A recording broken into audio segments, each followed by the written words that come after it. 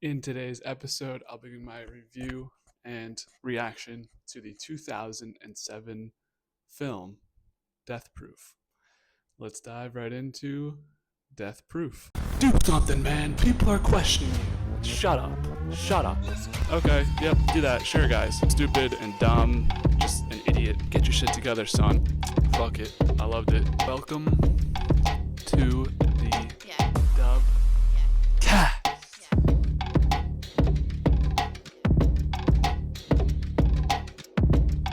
Death Proof, of course, is directed by the one and only Quentin Tarantino. And man, it don't, well, it does feel like a Tarantino movie.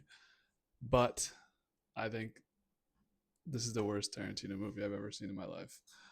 Coming into this one, I've seen Reservoir Dogs, Slept On movie, Pulp Fiction. It's good, I guess. Inglorious Bastards is good. Django Unchained is amazing. Hateful Eight's pretty good. Once Upon a Time in Hollywood is solid.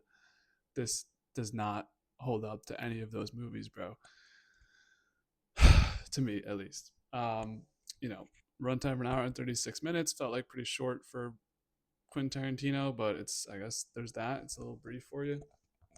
This is a slasher, which, maybe I'm not a big fan of slashers. I don't like, I felt like this was an odd. I feel like I'm also way out of the frame. Let me scoot up.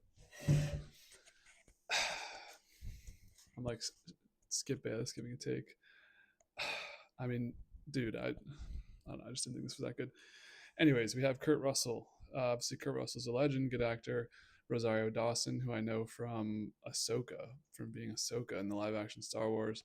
And then none of these other people really um, stuck out to me. Jordan Ladd, Vanessa Ferlito, Rose McGowan, Sidney Poitier, Tracy Thomas, Mary Elizabeth Winstead, and Zoe Bell. So yeah, a lot of, and y'all may call me a woman hater. That's okay. Real ones out there know I'm not. This was a woman movie, and that's okay. There are woman movies I like. I think Black Swan's one of the best movies of all time. Um, that I, well, I, you know, we're just we're just getting into the waters here in the dub, guys. We're not. Um, I haven't watched. I don't think I've watched like 500 movies, let alone 1,000. Let alone, there's millions of movies out there. Take everything with a grain of salt. But this is also a very serious, very intellectual review. So, with that being said, what did I not like about this movie? Yeah, I mean, it was ironic to watch this movie because I was talking about my favorite Tarantino movies, and he's big on the do 10 movies, and then that's perfect. Once you do 10 movies, you'll be great and a legend, and that's it. Like, don't do any more, which is fine, but it's interesting considering that I feel like as time went on, his works are better. Like I feel like Reservoir Dogs I like a lot, but I think it's obvious to me that Inglorious Bastards, Django Unchained, and The Hateful Eight are like the big three of Tarantino movies. And granted, I have not seen Jackie Brown, which I heard is very good. Have not seen either of the Kill Bills. Um, it felt like honestly, right now, it's kind of like a peak. Like we slowly went up. I don't know when Reservoir Dogs. I don't know when that came out, but we peaked and now we're going downhill a little bit with Once Upon a Time in Hollywood, and that sequel is going to be so bad. I hate to say it, guys, but nonetheless, back to Death Proof. Yeah, it's the least favorite of mine by far. Like I don't think it holds a lot or is even close to any of these other Quentin Tarantino movies that I've either reviewed or watched in general. And I think it's this idea that these directors have that I hate. Like Full Metal Jacket, the first part of that movie is like a 9. It's so great. You're on the edge of your seat, and then you go to the second half of the movie, and it's freaking a guy filming around, like taking pictures and stuff. It's so boring. Like, why do we do the one and two halves thing? Just make a solid story, bro. I mean, and sometimes there are. I feel like I can't think of it right now, but there probably are movies that have even rated super high on this list that are like two different stories. You know, there's just one character that interweaves them together in this storyline, but it's like we had one setting. This does model Full Metal Jacket, right? Because the first half of the movie is better than the second half. Like the first group of girls, in my opinion, is way more interesting. There's a lot more going on. Like they do more stuff. The second group of girls, man, they're just sitting in a parking lot. Like it's like they're just shooting the shit, which is like respectable. But I don't need to see that on a movie. Like, make a podcast and make a freaking slasher film. So yeah, the second half was like very sleepy to me, especially at the beginning until like the action really picks up at the end, and then in classic Tarantino fashion, it just goes overboard. Um, and until it went overboard, it was dragging. First half I did like a lot, or not, I didn't like a lot, but I thought it was okay. They felt more flushed out and interesting. Like you have even Shauna, who's like the least relevant girl. I felt like she was providing content. Jungle Julia was like a very important figure. It felt like obviously Butterfly is like the main character. Yeah, I thought they were all cool, and I don't even like who were even the second group. I don't even know their names. Like it was just such a momentum kill for me. Um, Keeping it moving though, Kurt. I thought Kurt was pretty good in this one, and is it fucked up to say I was rooting for Kurt, man? Like I don't know. Maybe yeah. What were you guys rooting for Kurt in this one? I mean, are we supposed to root for the slasher in the slasher movies? I felt like that was, I don't know how I implied it because the girls are like, especially the second group, man, they're just yapping, bro. And people probably like stand them and love them, and that like Australian girl people probably love for some reason. Albeit, man, cheers to you, but no, man. Some good music as always, some good tunes here and there. As always with Tarantino, there was just some random shit that went down that was like okay. And for this one, it felt especially questionable to me. Like this stuff worked in Pulp Fiction. You know, I feel like Reservoir Dogs was more of a congruent story. Basically, all the good Tarantino movies are like a congruent story. Where like Pulp Fiction's probably like my before this movie my least favorite or second least favorite, with Once Upon a Time in Hollywood, and those are both just like random shit. Like I don't. If you guys have watched my reviews, like I bombed Magnolia because it's just like random shit. Like I don't like that. People like it. They love the Paul Thomas Anderson, True Romance, like that. Those type of movies are not for me, bro. I don't like when this random shit happens, and this Tarantino route that he went in this one, not for me. And of course, with any Quentin Tarantino movie, we need feet porn for some reason. So if y'all got a foot fetish, check this one out for sure. There were some standout dialogue moments, when you're shooting the shit for like 3 hours, or well, it's an hour and a half for a whole movie. There better be some good dialogue, some funny stuff back and forth. But I don't know. It felt like cool. Like we can dialogue sometimes. It wasn't the most captivating conversations. Car chase, I thought at the end went on for way too long. We're just prolonging what's eventually going to happen. And like I was thinking about this in the car like 2 weeks ago. Do movies ever end for like the villain winning? And name one other movie other than Infinity War. Okay, I'll give you all a second. Comment down below. But yeah, I mean, it was obvious the girls. I mean, it wasn't obvious, but it was like, okay, the girls win because actually, one of the better parts of the movie is the first group of girls getting chased and then just getting smashed. Like that was crazy. Um, I respect. That was probably like one of my favorite scenes of just shock because obviously you don't know what's gonna happen, and then all of a sudden they're all just dead. So I thought that was like a really captivating scene. Not in like, oh my god, I want to see these girls die, but like holy shit moment in a movie, which can prop up the score a little bit.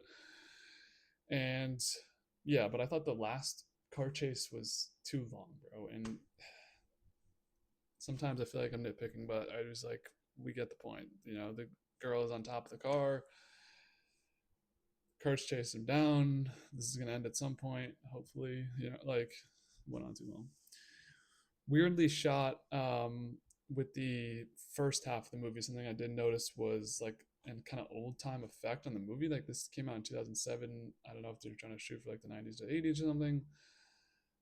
I do a poor job of gauging the setting of movies. I've learned that through my reviews.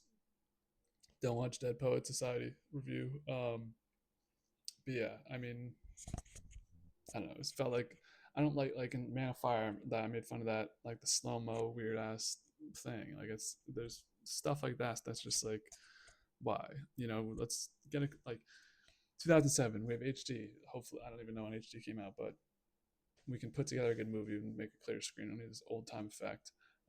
And also, I was watching on the Roku channel, so maybe it's the Roku channel. So if no harm, no foul, if that's not actually how the movie was, but I thought that was an odd addition to the movie. Overall, like I mentioned before, I wasn't the biggest fan of this one. Felt closer to the movie Curdled, which I thought was a god awful movie, and Tarantino's name appears in that one.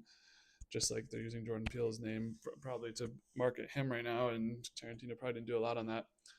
But yeah, I mean, the pantheon of Tarantino's work, like after watching Glorious Bastards, which is the most recent Tarantino movie, I was like, this guy literally can't miss, because even Once Upon a Time in Hollywood's like a pretty good movie. This was a miss, bro. I said it. And every great director has their miss, besides the GOAT, Christopher Nolan. Uh, and Dennis, I haven't seen a bad movie from Denis V yet either. Those are my top two right now. Tarantino might be 3 or 4, man. Scorsese, he's got some misses, man, let's be honest. So that's my Mount Rushmore right now. But Tarantino's probably 3. One miss ain't bad, and we'll definitely report back when I watch Jackie Brown. If I plan on watching the Kill Bills, probably not. But I don't know, maybe at some point. So this is one of my older style reviews, so it might be a little bit more boring. So we are making a transition change because you only fuck with the movie reviews. I got it. I got the message. If you're a loyal viewer and you're this way through, the new announcement, we'll be doing 3 packs of movies that aren't, the most interesting. Like movies I'm super down on, I'll do a solo review. Movies I'm super high on, I'll do a solo review. Middle pack, y'all got it. Like we're dropping a 3 pack, which I'll tease later on the pod. But yeah, I'm not wasting a single pod on it. So this unfortunately is a bad one. So yeah. Anyways, the old reactions, the thoughts and reactions. Yeah, interesting intro as always. Never really like when they do like the. I'm not even gonna say that because that might be wrong. But this movie is restricted, and we get the introduction to all actors in the film with a girl's feet on the dash. So you know right away what you're getting yourself into, and have fun, man. Said for y'all foot people out there, that ain't me, but y'all got it.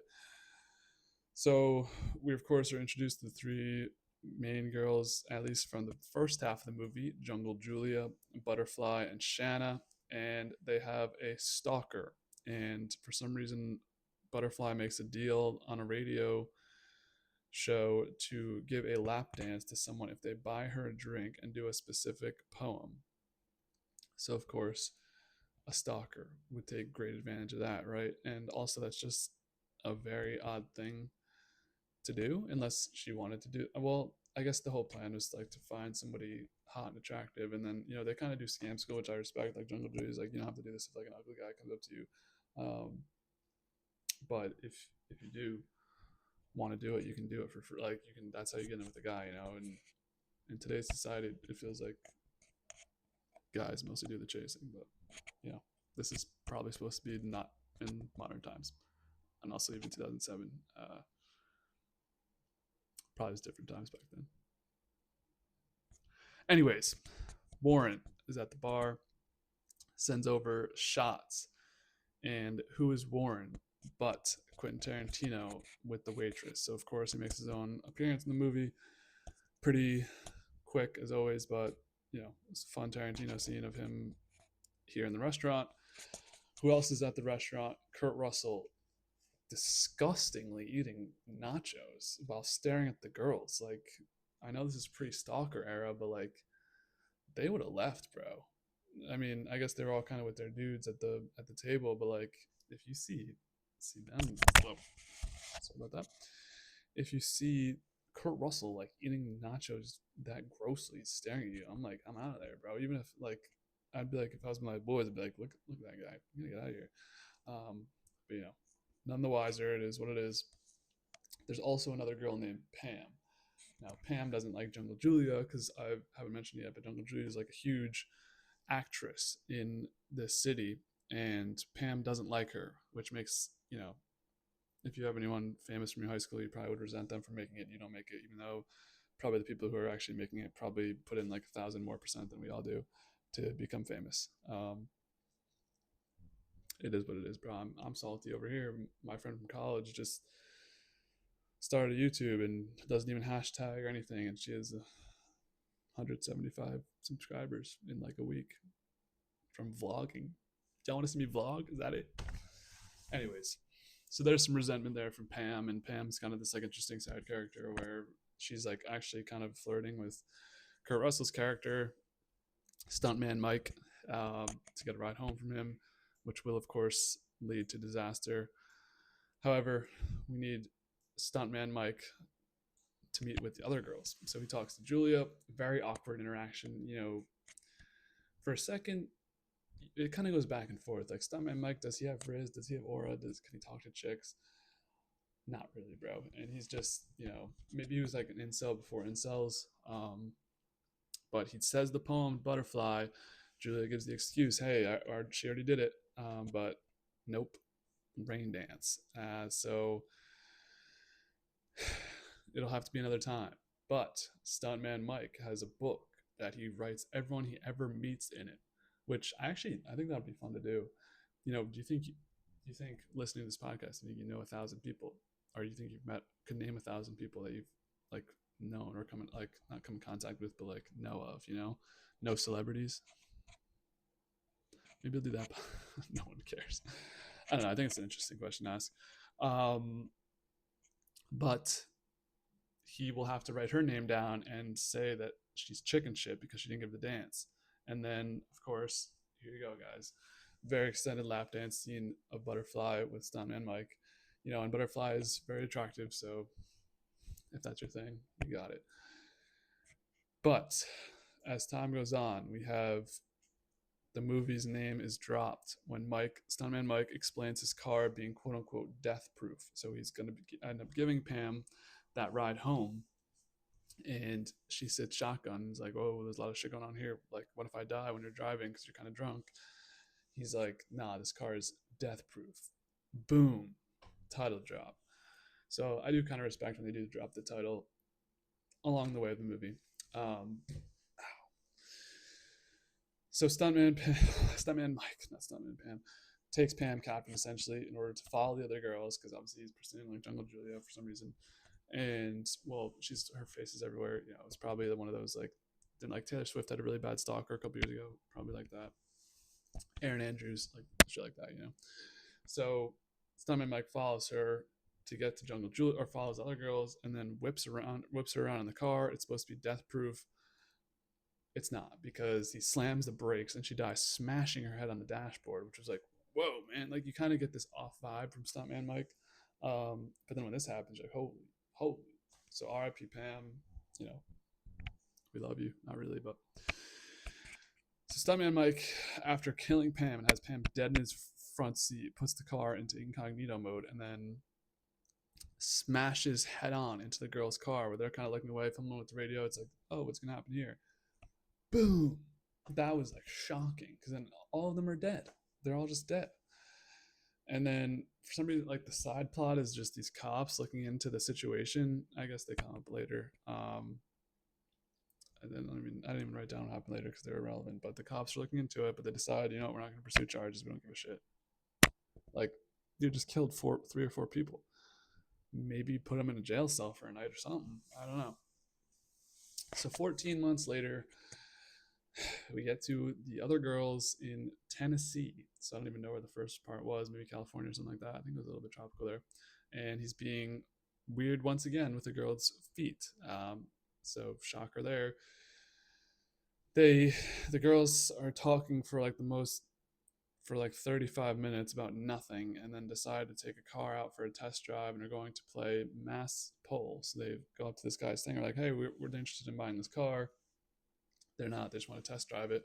And we're going to play mass pull, where a girl goes onto the windshield and then like holds on to the seatbelt. Are you kidding me, bro? Never, never, never, never am I playing that game. Never.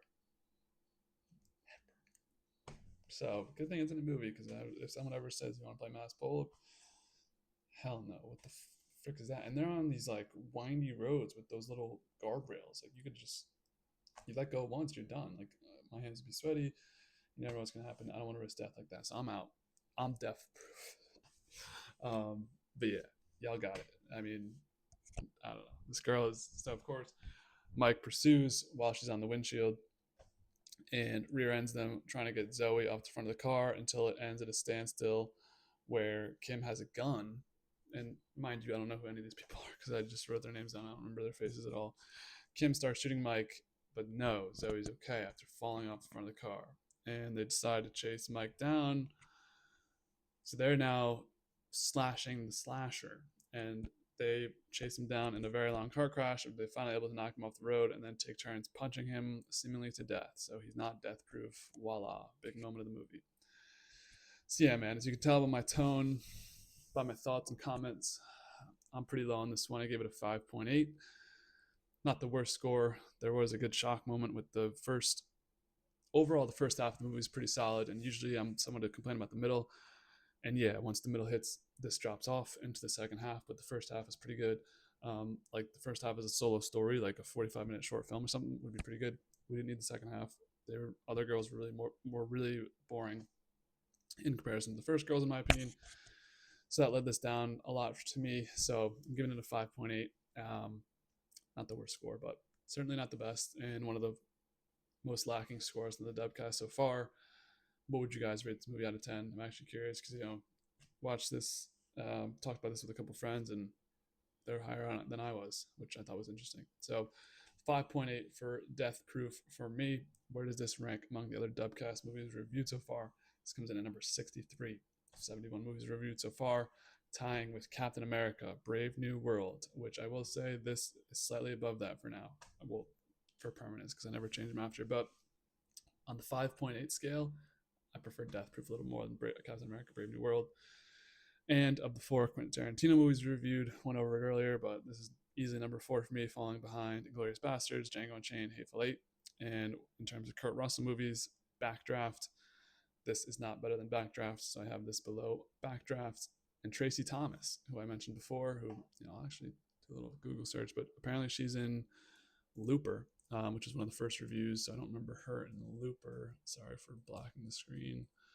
Thomas Looper. Obviously, Looper is still holding an 8.6 on the channel, so this is not going to beat that. Okay, yeah, I remember her from. Oh, she's just like a waitress in the diner in Looper. Okay. So yeah, not really a Tracy Thomas movie, but she's kind of a side character. So there you go. This falls to number 2 of 2 Tracy Thomas movies. So that wraps up Death Proof 2007. What'd you guys think of it? Did you like it more than I did? Is Tarantino just never gonna miss? Because this to me was a miss. And I will say some of y'all be, glazing, as the kids say on Tarantino. This was not a good movie in my opinion. So yeah, that's where we'll leave Death Proof. Next up, you can't even see that. We got the list. We organize this shit. Next up, Mystic River.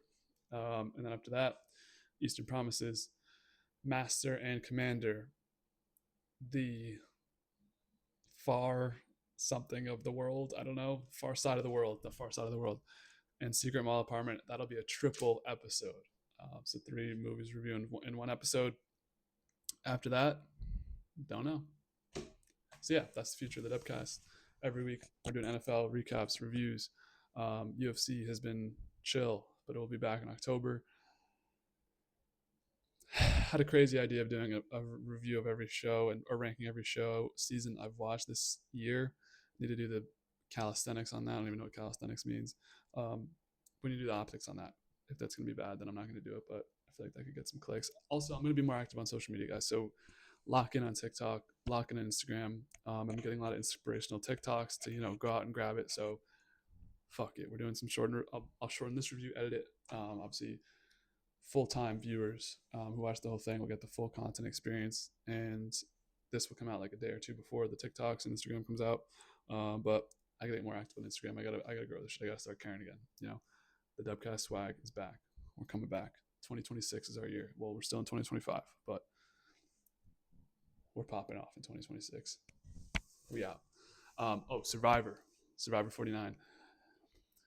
Conflict there because the streams are at 7, Survivor's at 8. Not sure what the Paramount situation is. I don't know. I don't think I'm able to watch on Wednesday nights any longer. Which sometimes those do well, sometimes they wouldn't do well. I'm gonna try and pull in some guests for Survivor 49, and maybe we'll have a recurring cast. But I'm gonna try and get those out for Thursdays, or like it might be a night video. The night ones don't do well though, but for the algorithm, it's gonna. I need to have some conversations about Survivor 49, but we will be covering Survivor 49 in some capacity. And then obviously the big season 50. That's where I'm trying to, I got to get things right for 50 because that's where we're gonna go. That's where we're gonna go. Survivor 50 hyped. So yeah, that's a little bit future update. And any movies I've seen in theaters will come in shortly, and I'm hoping to pull some guests for those too. We got, you see the microphone now. Don't hate. We got two. So maybe some guests in the car, a little car reaction. It's all happening on the DubCast. So leave you out with that. And as always, be easy.